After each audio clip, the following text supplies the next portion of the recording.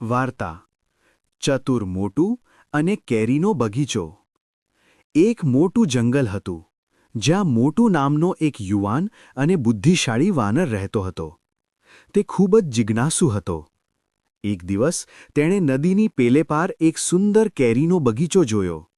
કેરીઓ પાકેલી અને સોનેરી હતી, અને મોટુને તે ખાવાની ખૂબ ઈચ્છા થઈ. પરંતુ એક મોટી સમસ્યા હતી. નદી ખૂબ પહોળી અને ઊંડી હતી, અને તેમાં એક મોટો મગર રહેતો હતો, જે કોઈ પણ પ્રાણીને નદી ઓળંગવા દેતો ન હતો.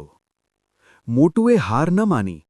તેણે નદીના પ્રવાહને ધ્યાનથી જોયું અને જોયું કે તેમાં મોટા મોટા કમળના પાંદડા, લીલી પેડ્સ તરતા હતા. તેણે એક ઉપાય વિચાર્યો. તેણે નદી કિનારેથી એક મોટું, મજબૂત કમળનું પાંદડું શોધ્યું અને તેની ઉપર ચઢી ગયો.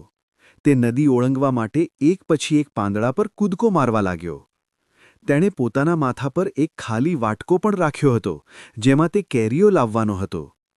જ્યારે તે નદીની વચ્ચે પહોંચ્યો ત્યારે પેલો મગર તેની નજીક આવ્યો. મગરે વિચાર્યું કે આજે તેને સરસ ભોજન મળશે. પરંતુ મોટું ચતુલ હતો. તેણે પોતાની સાથે લાવેલો એક ચળકતો પથ્થર નદીમાં દૂર ફેંક્યો.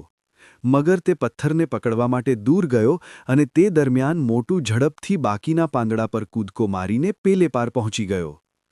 પેલે પાર પહોંચીને મોટુએ બગીચામાંથી મીઠી કેરીઓ તોડી અને પોતાના વાટકામાં ભરી. પછી તે જ રીતે સાવધાનીપૂર્વક કમળના પાંદડા પર પાછો આવ્યો. જ્યારે તે પોતાના જંગલમાં પાછો ફર્યો ત્યારે તેના બધા મિત્રો અને પરિવારજનો તેની રાહ જોતા હતા. મોટુએ તે મીઠી કેરીઓ પોતાના જંગલના સૌથી વૃદ્ધ અને સમજદાર વાનરને ભેટ આપી. બધા વાનરો મોટુની બુદ્ધિ અને હિંમતની પ્રશંસા કરવા લાગ્યા. બોધ, બુદ્ધિ અને ચતુરાઈથી સૌથી મોટી મુશ્કેલીનો પણ સામનો કરી શકાય છે.